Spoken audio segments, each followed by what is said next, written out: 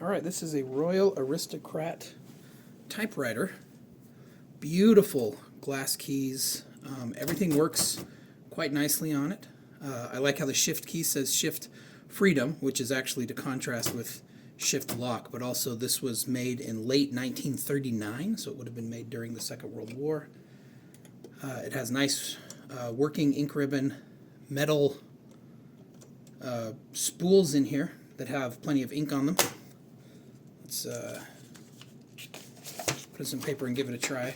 The platen it's not super hard, but it's hard enough that I'd probably put in 2 pages instead of 1. So simply putting it in, lifting that up, setting it down.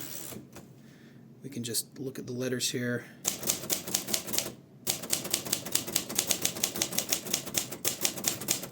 I think I may have missed a letter, but looks very, very nice.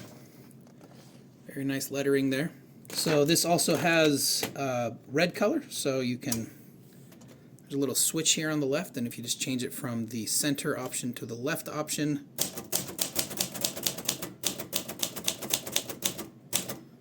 you get red.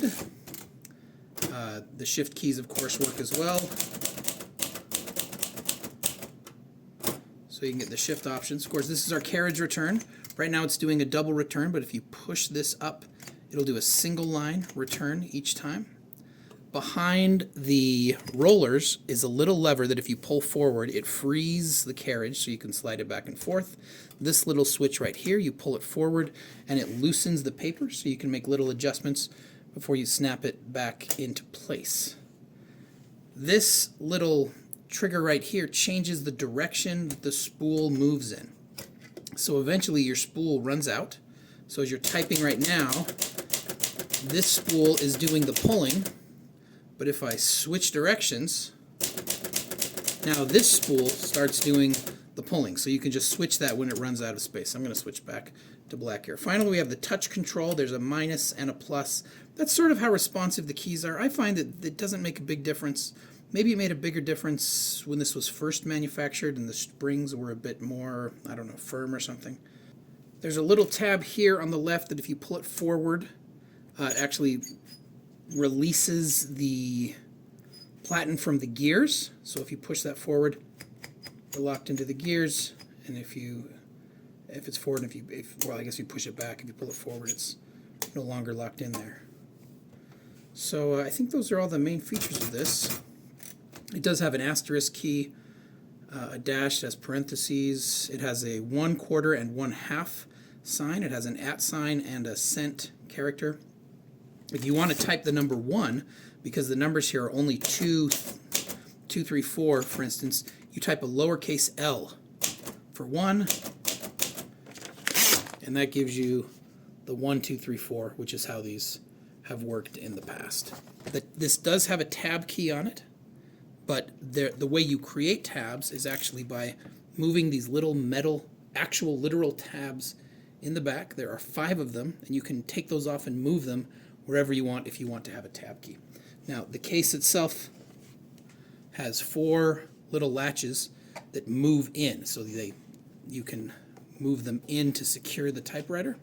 So you make sure that they're all a little bit dusty there. Pull all of them out. So that's in, that's out. You'll see these little spikes here in the back, and these 2 spikes in the back go directly into the feet, which have little holes, if you can see them, little holes in the bottom. And so these feet go right inside the spikes to perfectly align that typewriter.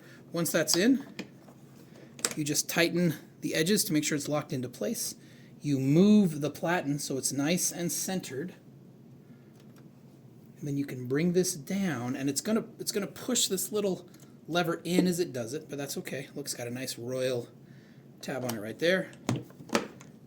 And it closes, and it's done. Again, I would not suggest actually carrying it by the handle. I think that's, even though it feels very solid, sometimes these little guys on the back aren't as reliable as you want them to be. So just keep an eye out for that. But that's it. This is and there's a little nail. Looks like it's coming a little loose there. So that's what we got, a Royal Aristocrat, beautiful, late 1939 typewriter.